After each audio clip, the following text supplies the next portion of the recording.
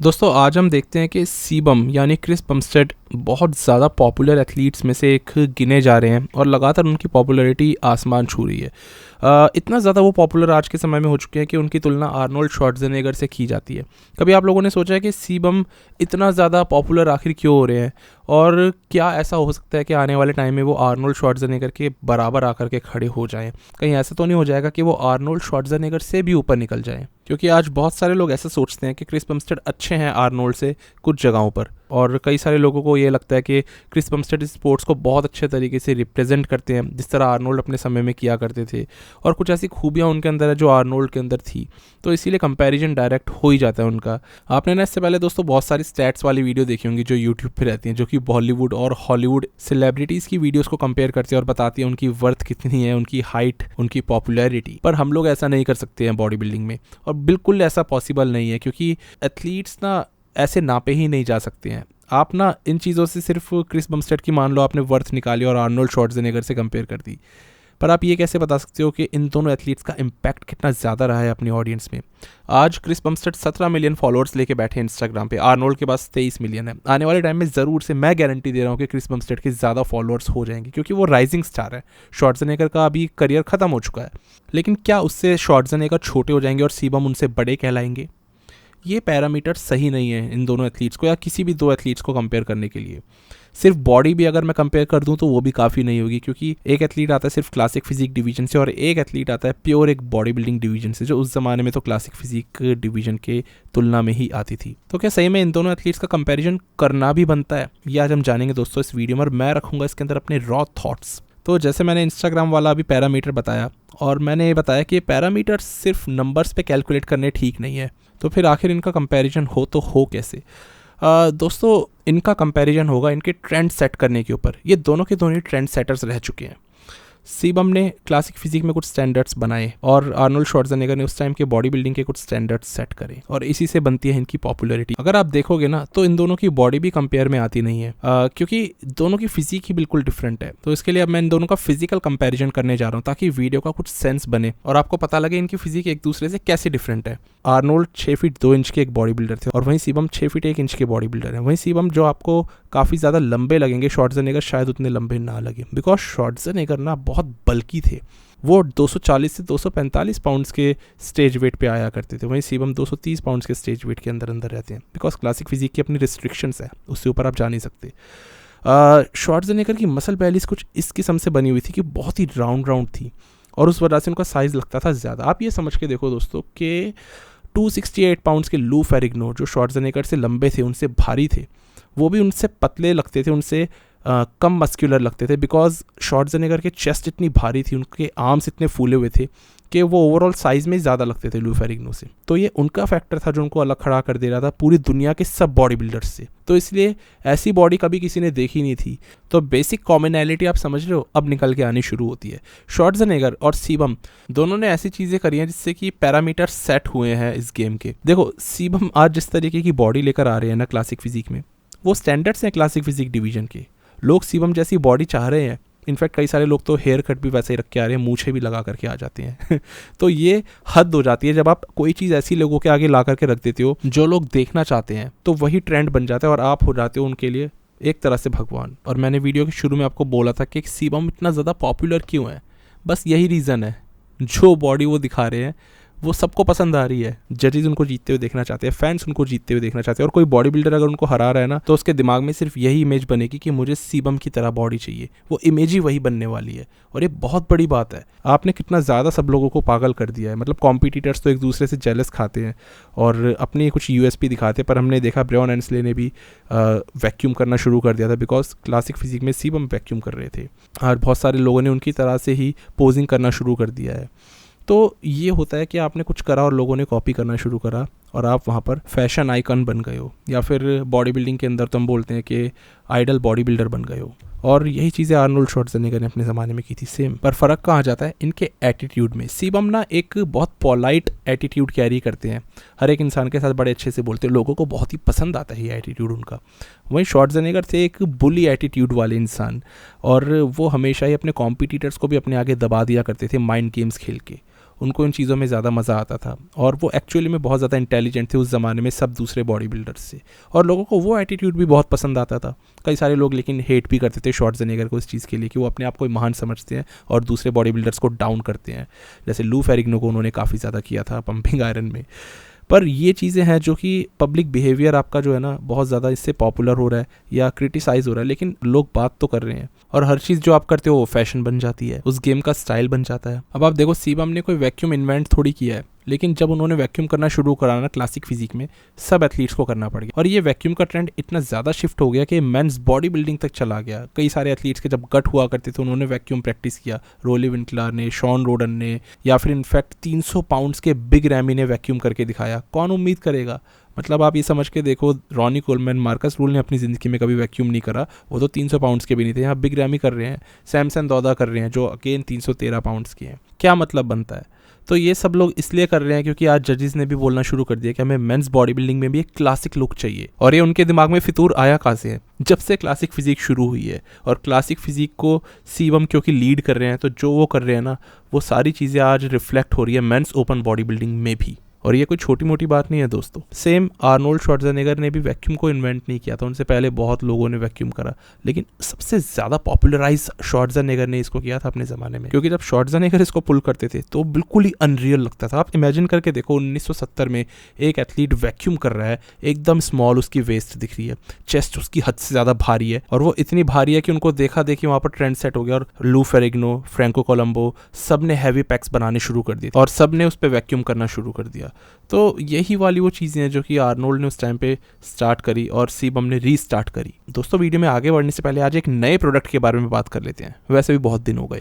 दोस्तों ये आता है मसल ब्लेज की ओर से एक सबसे पोटेंट टेस्टोस्टेरोन बूस्टिंग सप्लीमेंट जिसका नाम है टी सर्ज ब्लैक, और एक्चुअली में ये इतना पोटेंट है कि इसमें 10 हर्बल इंग्रेडिएंट्स डाले गए हैं, जैसे कि अश्वगंधा, शिलाजीत, सफ़ेद मूसली जो होती है, गोकरू, उसके बाद जायफल, पीपली, मतलब इतने सारे आयुर्वेदिक इसमें इंग्रेडिएंट्स हैं जिसके नाम भी हमने नहीं सुने, लेकिन ये सब मिल करके टेस्टोस्टेरोन को अच्छा खासा बूस्ट कर देते हैं। मतलब अगर साथ में मिल जाएं तो फिर बात ही क्या है। अब आमतौर पे इनको हम सेक्सुअल सप्लीमेंट्स की तरह ही ज़्यादातर करके देखते हैं, लेकिन अगर बात करें जाए जिम की तो एक्सरसाइज लगाते हुए आपको बहुत ज़्यादा ये अच्छी स्ट्रेंथ में एक बढ़ोतरी दे सकता है, स्टैमिना तो बूस्ट करता ही है, और सबसे बड़ी बात है कि जो रिकवरी है ना आपको वो चीज़ फील होगी, और ये मैं प्रैक्टिकली बता रहा हूँ आपको, ये सिर्फ इसलिए नहीं कि डब्बे पे लिखा हुआ है। 3-4 दिन के अंदर अंदर आपको ना एक फ़र्क ज़रूर दिखने लग जाएगा, इतना मैं आपको बता सकता हूँ। और सही बताऊँ इससे ना मूड भी अच्छा होता है। बाकी इसके अंदर कोई साइड इफेक्ट्स की बात ही नहीं करी जा सकती बिकॉज सारी चीज़ें आयुर्वेदिक है। अब इसको लेना कब है? इसको वैसे किसी भी टाइम ले सकते हैं, पर ज़्यादा बेहतर है कि आप इसमें रात में इसको लेकर के सो जाओ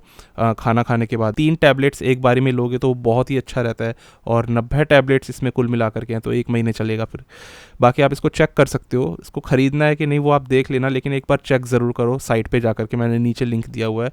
एक्चुअली में अच्छा सप्लीमेंट है, इसीलिए मैं आपको इसके बारे में बता रहा हूँ। बाकी अगर इसके बारे में तगड़ी वाली जानकारी चाहिए तो मैंने डिस्क्रिप्शन में नीचे इसका लिंक दिया है एक वीडियो का यूट्यूब की, पूरा आपको सब उसमें खोल के समझा रखा है। अब दोस्तों वापस आ जाते हैं अपनी वीडियो पे। अब श्वार्ज़नेगर अपनी बॉडी के कारण बिल्कुल ही कार्टूनिश लगते थे उस ज़माने में, बिल्कुल अनरियल, इतनी ज़्यादा एक्सट्रीम मसल्स थी ना, उससे ज़्यादा कोई इमेजिन ही नहीं कर सकता था। और सीबम भी जब आए क्लासिक फिजिक में तो अभी भी आप देखो उनसे ज़्यादा परफेक्ट फिजिक नहीं है किसी पे, उन्होंने कुछ अलग ही स्टैंडर्ड सेट कर दिए। क्रिस बमस्टेड ने ज़्यादा करके ना प्रपोर्शंस वाले स्टैंडर्ड सेट करे, इतने परफेक्ट है ना वो, और इतनी अच्छी बॉडी शेप है इस एथलीट की, स्ट्रक्चर जिसको कहते हैं, कि कोई टच ही नहीं कर पा रहा है। और इसी से आते हैं हम अपने थर्ड कंपैरिजन पे। तो एक कॉमनैलिटी आपको इन दोनों एथलीट्स में बहुत तगड़ी पाएगी जिसकी वजह से कंपेरेबल हो जाते हैं, और वो ये है कि ये दोनों एथलीट्स ना कॉम्पिटिशन को तहस नहस कर देते हैं, या ज़्यादा बेहतर बोलूँ तो कंपटीशन का हिस्सा ही नहीं होते हैं। अगर कंपटीशन हो रहा है क्लासिक फिजिक डिवीजन का तो सारे एथलीट्स एक दूसरे को हराने में लगे हैं, पर कोई भी नंबर 1 प्लेस के लिए कम्पीट नहीं कर रहा है, क्योंकि वो स्पॉट तो क्रिस बमस्टेड के लिए रिजर्व्ड है। और सेम यही चीज़ आर्नोल्ड श्वार्ज़नेगर के साथ थी, उनको कोई टच नहीं कर पाता था, और वो फर्स्ट प्लेस के लिए अपना रिजर्व रहते थे। जिसको जो प्लेस के लिए फाइट करनी है वो 2nd, 3rd, 4th के लिए करे, लेकिन फर्स्ट प्लेस उनका होता था। पर फ़र्क कहाँ आता है ना, 40 साल पहले जो आर्नोल्ड श्वार्ज़नेगर थे आज भी उनको उसी तरीके से हम याद रखते हैं। वहीं सीबम 40 साल के बाद में कितने पॉपुलर होंगे इस चीज़ की कोई गारंटी नहीं ले सकता। सिर्फ बॉडी बिल्डिंग के अंदर जो एक आर्नोल्ड की पॉपुलैरिटी थी ना, उन्होंने वहाँ से एग्जिट आउट किया और पॉलिटिक्स में, हॉलीवुड में गए। उससे उनकी पॉपुलैरिटी इतनी ज़्यादा डाइवर्सिफाई हो गई ना कि दुनिया भर के हर कोई इंसान उनको जानने लग गए।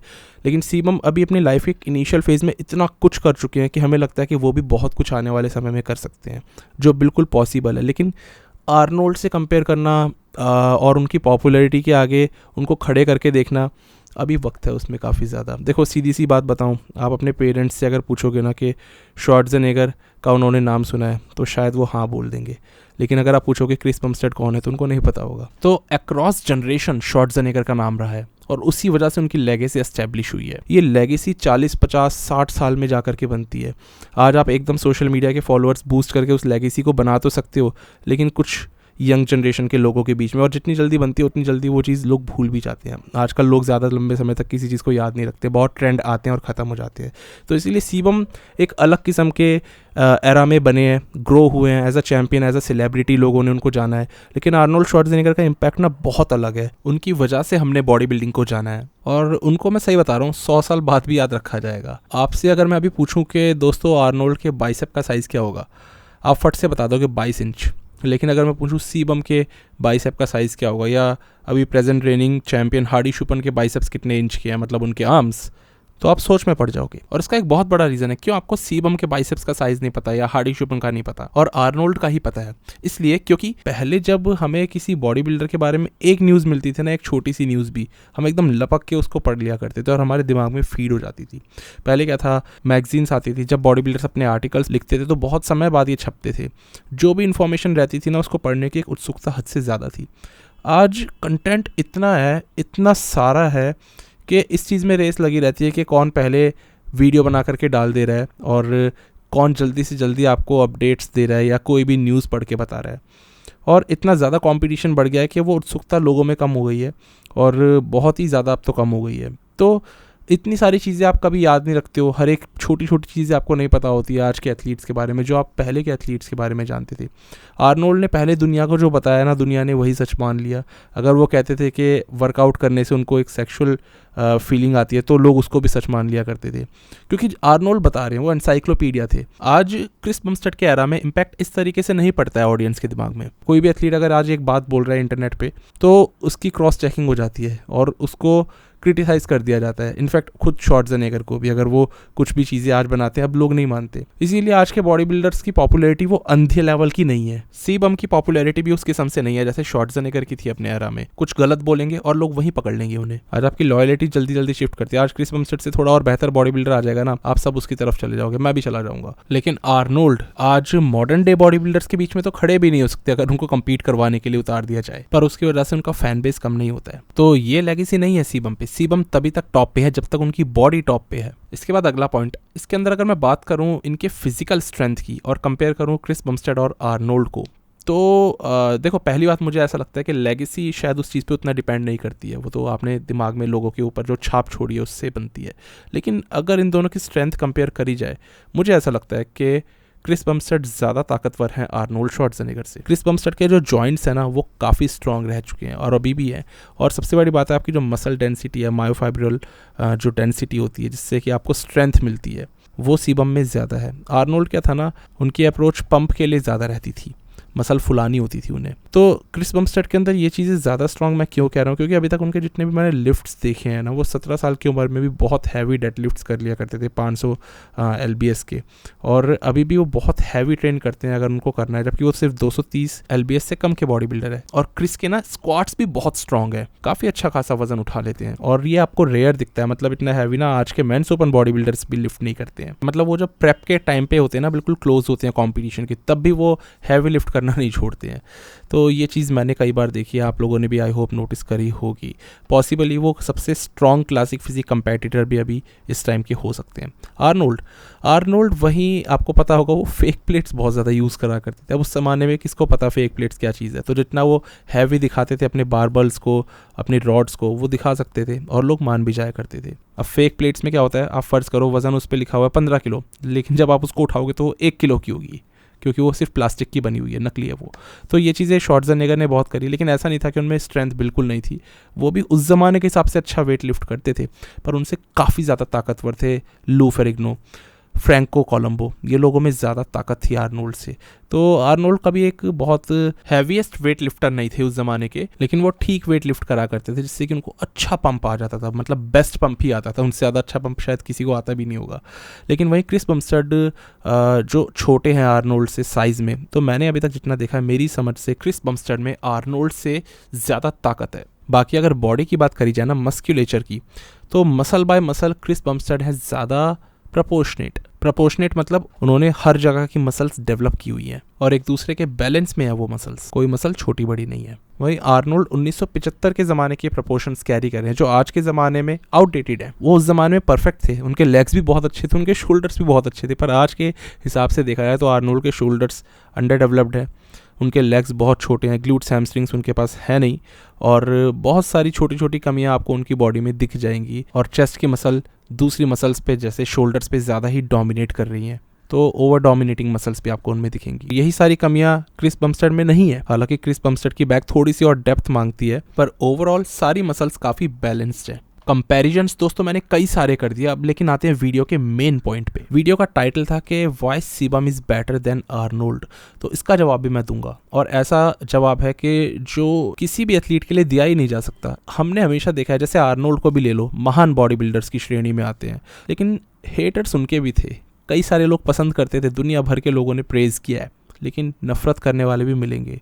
बड़े से बड़े बॉडी बिल्डर्स, रॉनी कोलमैन, उनको भी लोग बोलते थे कि इनका गट निकला हुआ, हमें इतनी एक्सट्रीम बॉडी पसंद नहीं आती। फिल हीथ, इनका एटीट्यूड सही नहीं है, ये काफ़ी ज़्यादा एरोगेंट है। जे कटलर की बॉडी भी बहुत लोगों को पसंद नहीं आती, यानी किसी की तो बॉडी पसंद नहीं आ रही, किसी का एटीट्यूड पसंद नहीं आ रहा। पर क्रिस बमस्टेड इतिहास के इकलौते ऐसे बॉडी बिल्डर हैं जिनकी बॉडी भी लोगों को बहुत पसंद है और जिनका कोई हेटर ही नहीं है, बिकॉज वो बहुत ही नरम तरीके से बात भी करते हैं और उनको घमंड भी नहीं है। देखो, ये एक इम्पॉसिबल सी चीज़ है जो मैंने सिर्फ क्रिस बमस्टेड के साथ देखी है। मतलब एक टाइम ना दोस्तों ऐसा था जब ब्रायन एंसले बिल्कुल रॉक कर रहे थे क्लासिक फिजिक में। मुझे ब्रायन एंसले बहुत ज़्यादा पसंद थे और मेरे साथ बहुत सारे ऐसे लोग और थे जो ब्रायन एंसले की फिजिक को ज़्यादा एडमायर करते थे, लेकिन उस समय पर भी ऐसा नहीं था कि यार क्रिस बमस्टेड बेकार है, इस एथलीट को देखने में मज़ा नहीं आ रहा, या फिर ऐसा नहीं लोग बोलते आज भी कि इनको अपग्रेड करके अपनी डिवीज़न को मेंस बॉडी बिल्डिंग में चले जाना चाहिए, ये उसमें ज़्यादा सूटेड है, क्योंकि वो इतने परफेक्ट है ना अपनी डिवीज़न में कि हर एक एथलीट उनकी तरह बनना चाहता है, हर एक जज उनको जिताना चाहता है और हर एक फैन उनको जीतते हुए देखना चाहता है। तो कौन क्रिटिसाइज करे ऐसे इंसान को, जैसे हैं परफेक्ट है। तो ये चीज़ एक ज़रूर है जो उनको आर्नोल्ड के भी ऊपर रख देती है, और फ्रैंकली बता रहा हूँ ये चीज़ बहुत ज़्यादा बड़ी है। मतलब इतना बड़ा कॉम्प्लीमेंट आज तक रॉनी कोलमैन, फिल हीथ, जे कटलर, श्वार्ज़नेगर कोई भी अचीव नहीं कर पाया जो क्रिस बमस्टेड ने 28 साल की उम्र में अचीव कर लिया है। इनकी वर्थ इतनी ज़्यादा है, इनकी फ़ैन फॉलोइंग इतनी ज़्यादा है कि टॉप मेंस बॉडी बिल्डर चाहे हार्डी शुपन हो, बिग रैमी, ब्रैंडन करी, ये सब मिस्टर ओलंपियाज है, इनसे ऊपर ही ऊपर रहते हैं क्रिस बमस्टेड। तो यही दोस्तों काफ़ी बड़ी बात है कि क्लासिक फिजिक कंपेटिटर होते हुए भी इनका कंपैरिजन आज आर्नोल्ड से हो रहा है। सारे पैरामीटर्स मैंने इस वीडियो में रख दिए, पब्लिक परसेप्शन मैंने आपको बताया, कितना ज़्यादा गहरा वो परसेप्शन है इस चीज़ का मैंने आपको अंदाज़ा दे दिया। ऑब्वियसली श्वार्ज़नेगर का नाम इतना ऊपर है कि उनको कोई टच नहीं कर पाएगा, लेकिन वहीं क्रिस बमस्टेड भी अपनी जगह बनाते जा रहे हैं और काफ़ी नाम करते जा रहे हैं। उम्मीद करते हैं आगे जाकर के और महान बॉडी बिल्डर बने। बाकी आपका क्या कहना है इस वीडियो के बारे में, आपको वीडियो कैसी लगी, कोई और पॉइंट आपके दिमाग में आ रहा हो तो रखना ज़रूर, मैं नीचे कमेंट पढ़ूंगा। बस दोस्तों अभी के लिए इतना ही था, मिलते हैं एक नए वीडियो में एक नए टॉपिक के साथ, तब तक के लिए स्टे ट्यून्ड, गुड बाय, शुक्रिया।